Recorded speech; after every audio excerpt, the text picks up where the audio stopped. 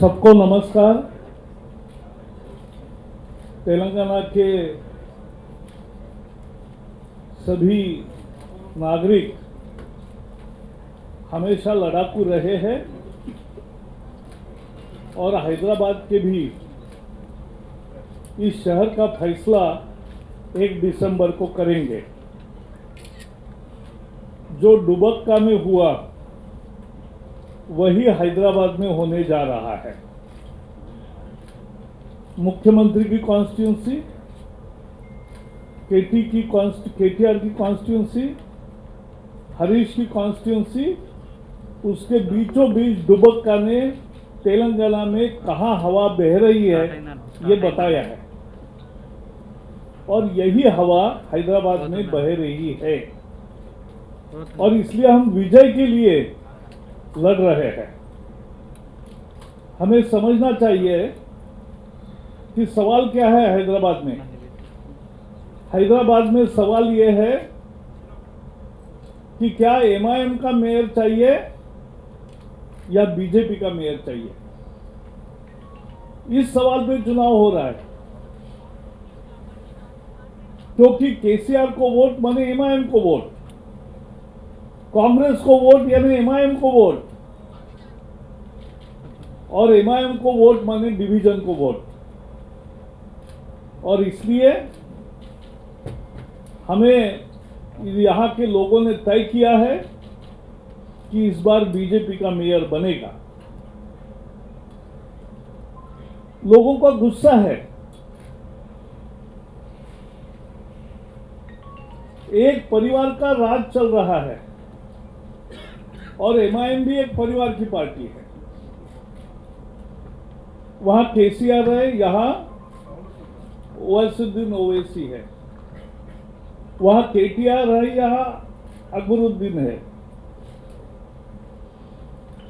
तो एक परिवार की पार्टी आप बन के रह गई। हमने देख लिया पिछले 6 साल में ये पार्टियां केवल लूट करती है। तेलंगाना में एक ही विशेषता बनी है, करप्शन।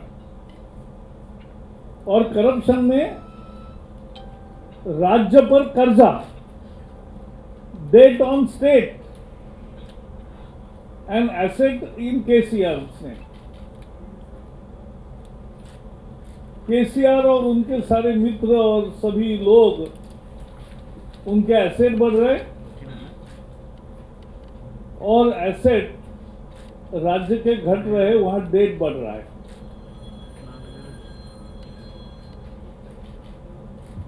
और इसलिए भारतीय जनता पार्टी ने एक आरोप पत्र लाया है। 6 साल के 60 फेल्यूअर्स जो वचन दिए थे उससे भाग गए। आज उसका ही हम प्रकाशन करेंगे, बाद में आपको भी मिलेंगे। क्या मुद्दा है? ये चुनाव काय के लिए है? हैदराबाद का वादा किया था ग्लोबल सिटी बनाएंगे, डल्लास, इस्तांबुल वगैरह नाम दे दिया था। ग्लोबल सिटी बनाने का वादा था, फ्लड सिटी बनाकर छोड़ दिया।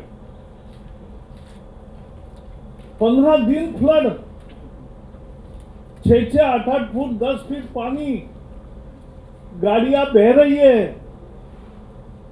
देश ने कभी नहीं देखे ऐसे दृश्य हैदराबाद जैसे शहर में दिखाई दी। ये टेक सिटी है। टेक सिटी की यह हालत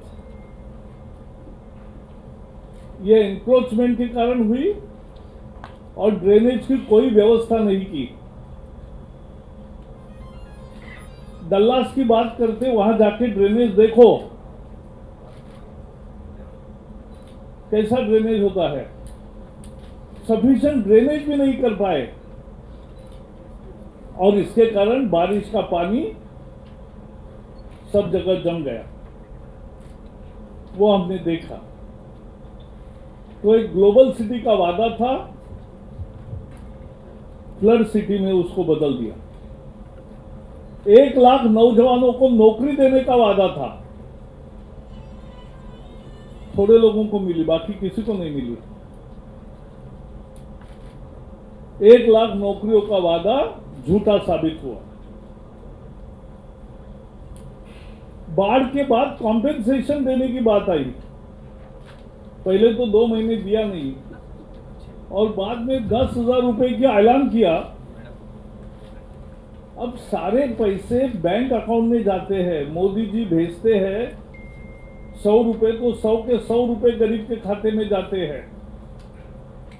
लेकिन यहां 10,000 रुपए कैश बांटने का शुरू किया, आधा पॉकेट में आधा दे दिया, और वो भी कुछ लोगों को मिला, बाकी लोगों को नहीं मिला, ज्यादा लोगों को नहीं मिला। लोगों की भीड़ है, सबका नुकसान हुआ, लेकिन सबको पैसा देने की व्यवस्था भी नहीं कर पाए। 1 लाख डबल रूम के घर बनाएंगे। मोदी जी ने 2.5 करोड़ घर बना दिए,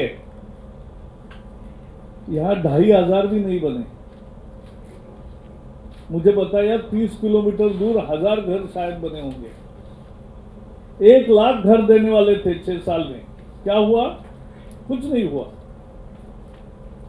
केंद्र का पैसा आया, अपना नाम लगाने के लिए 1 रूम बढ़ाने कर अपना नाम योजना को देना, यही केवल राजनीति थी, बाकी कुछ नहीं था।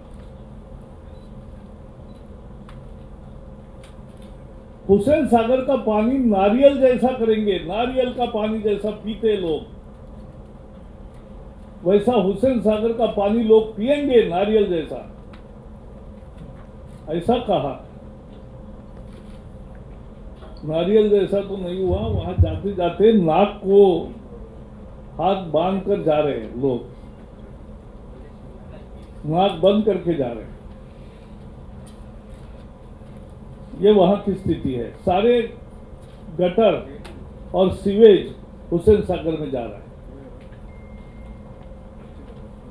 डंपिंग यार्ड 15 तैयार करने वाले थे, एक भी नहीं किया।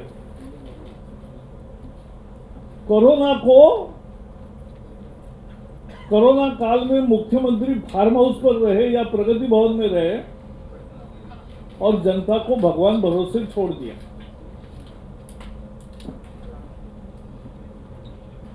जनता को भगवान भरोसे छोड़ दिया। सारे कॉर्पोरेट हॉस्पिटल में लोगों को 10-10, 20-20 लाख रुपए खर्च करने पड़े। आयुष्मान भारत योजना अगर होती तो आयुष्मान भारत योजना के तहत गरीब को कोरोना मिला।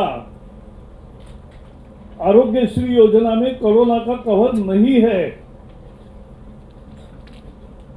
वो आयुष्मान योजना में है, और इसलिए वो मिलता, वो नहीं मिला। MIM का खुद का हॉस्पिटल है, उसमें गरीब को प्रवेश नहीं मिला, मुसलमान को भी, गरीब को भी नहीं मिला। वहां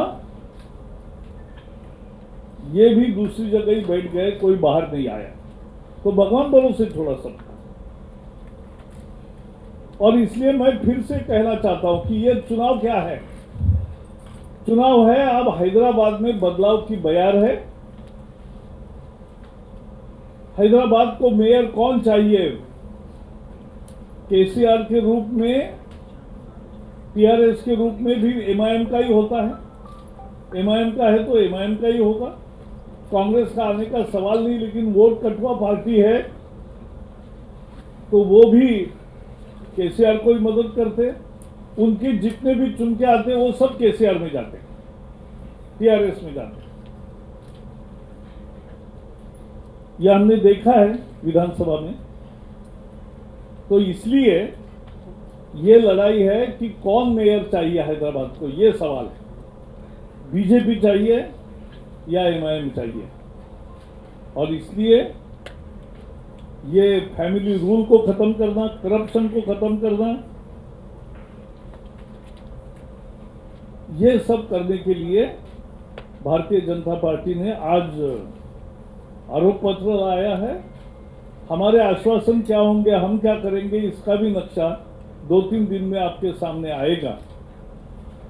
तो केंद्र सरकार की योजनाएं भी यहाँ लागू नहीं की। फसल बीमा हो, आयुष्मान हो, प्रधानमंत्री आवास हो।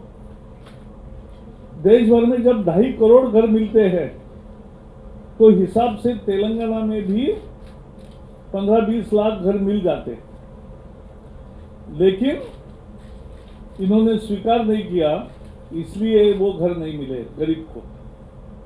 गरीब का घर तोड़ दिया और इसलिए पूरा करप्शन में तेलंगाना डूब गया। तेलंगाना की लड़ाई क्यों थी? मैंने राज्यसभा में रखा था प्रस्ताव,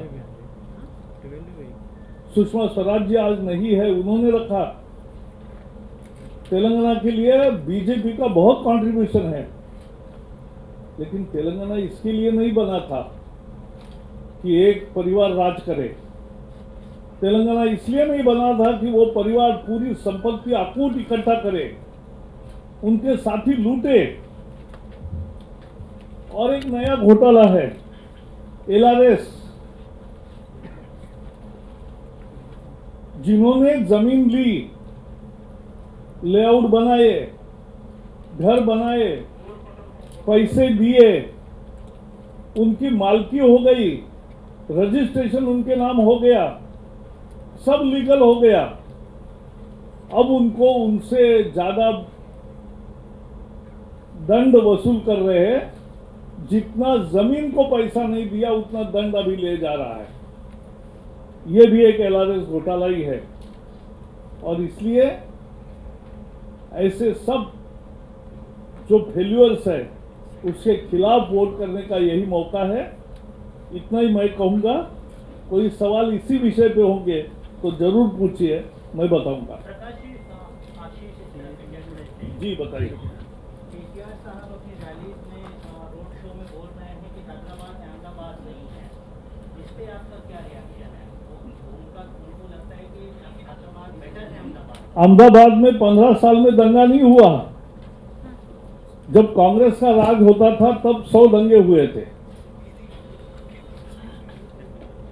और 15 साल में एक भी दंगा नहीं हुआ। और बीजेपी के 100 शहर में सत्ता है कॉरपोरेशन में, और 100 शहरों में दंगा नहीं हो रहा है। बीजेपी की यही तो विशेषता है। हम समाज के सभी वर्गों में सहानुभूति रखते हैं और इसलिए बिल्कुल दंगा मुक्त, भ्रष्टाचार मुक्त, ऐसा अच्छा विकास युक्त ऐसा हैदराबाद हम पेश करेंगे और एमआईएम मुक्त भी, वो भी महत्वपूर्ण। जी केसीआर ने पिछले दिनों कहा था कि नरेंद्र मोदी सरकार जो है जो कंपनी से एलआईसी हो, रेलवे हो, सभी का प्राइवेटाइजेशन कर रही है, सत्यानाश कर रही है पूरे। और दूसरी बात ये है कि उन्होंने कहा कि दिसंबर 2nd वीक में वो नॉन बीजेपी पार्टी के साथ फिर से उसका जो फेडरल फ्रंट है वो खराब है। ऐसा है, एक बार वो फंस गए, ऐसे ही सब लोगों को जाके मिले, किसी ने रिस्पॉन्स नहीं दिया। अब दोबारा जाना चाहते तो जाइए, उससे क्या होगा। और हमने कोई एलआईसी का डिसइन्वेस्टमेंट नहीं किया है, ना कोई इरादा है, न रेलवे का कोई डिसइन्वेस्टमेंट किया है। ये गलत जानकारी देके लोगों को गुमराह करने के दिन अब समाप्त हो गए। नहीं चलेगा ऐसा गुमराह करना। थर्ड फ्रंट के लिए उन्होंने कहा है कि वो एंटी बीजेपी थर्ड फ्रंट। देखो केसीआर क्या कहते या केटीआर क्या कहते उसके लिए मैं यहाँ बैठा नहीं।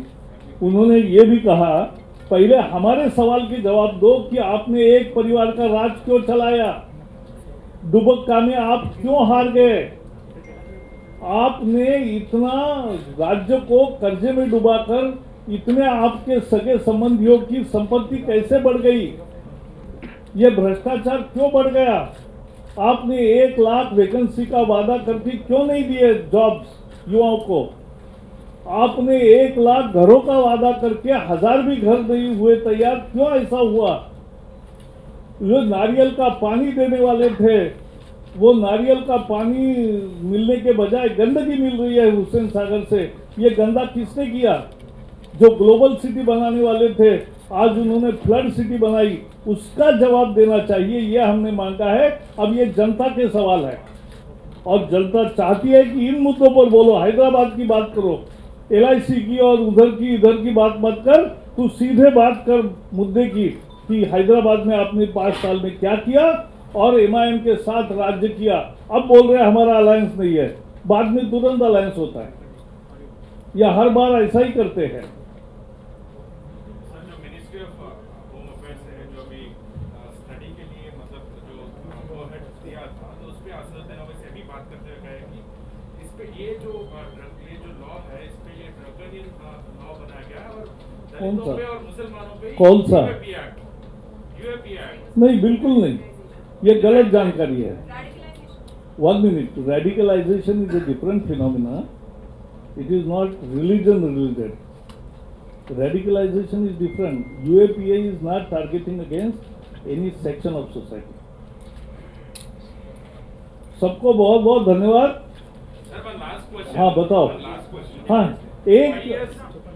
एक ऐसा है, केंद्र की जो योजनाएं हैदराबाद में यानी तेलंगाना में लागू नहीं है, उसमें जैसे मैंने कहा आयुष्मान योजना लागू नहीं है, आवास योजना लागू नहीं है, फसल बीमा योजना लागू नहीं है, किसान और बाकी सब फायदे से वंचित रहे हैं।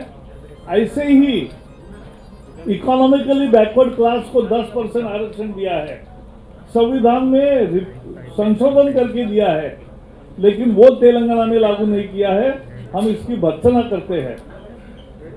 सभी जातियों में गरीब लोग हैं, गरीब को मदद करना मिलना चाहिए, और गरीब को आरक्षण देने का ऐतिहासिक फैसला केंद्र ने किया, लेकिन वो नहीं यहाँ दे रहे हैं, ये भी हम लोगों के पास लेकर जा रहे हैं।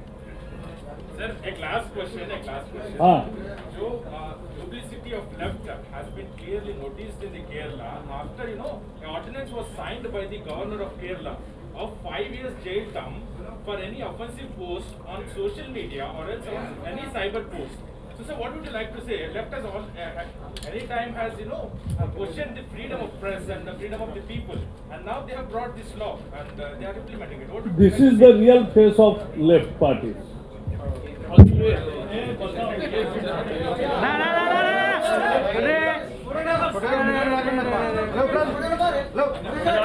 ఇప్పుడు మంత్రి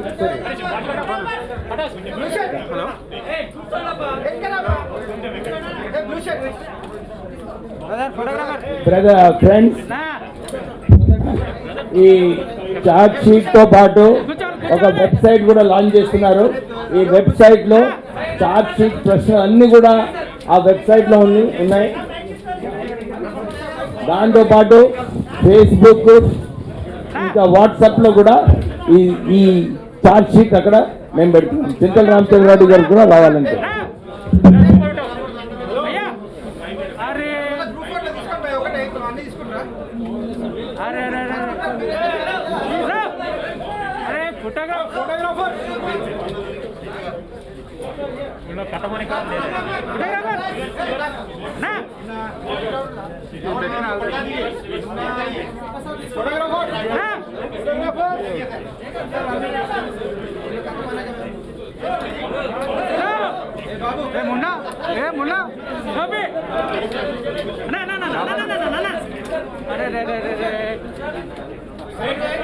स्टील का होने के बाद मैं आपको देता हूँ।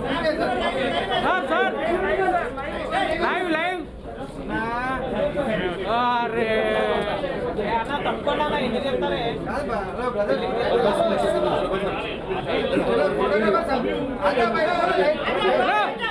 సైడ్కి వచ్చేయండి, అయిపోయిందా? ఎన్ని నిమిషాలు తీస్తారు మీరు? అరే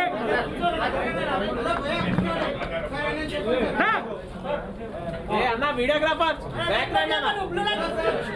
బాబు, ఫోటోగ్రాఫర్ భయ్యా, అరే ఇంతసేపు తీశారు కదా నా ఫోటోలు. అన్న కొంచెం సైడ్ జరగండి అన్న.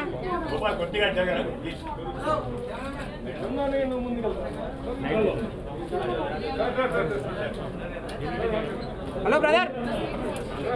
అరే